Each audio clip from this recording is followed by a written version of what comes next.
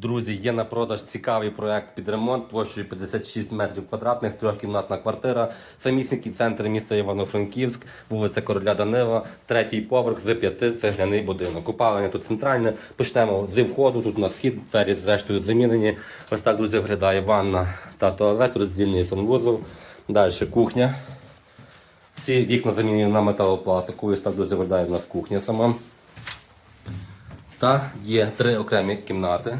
Ось кімната номер 1 з балконом, також кімната номер 2. Тут у нас кладовка або гардеробна, кімната номер 3. Квартира є двостороння, третій поверх, 56 квадратів. Самий центр міста Івано-Франківськ, вулиця Короля Данила біля базарчику.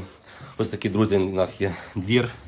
Ось так він виглядає, багато паркомісць та дитячий майданчик. Кому цікава така пропозиція у центральній частині міста, навіть не в центральній, а в самому центрі міста, дзвоніть, по ціні домовимося. Всім дякую за увагу.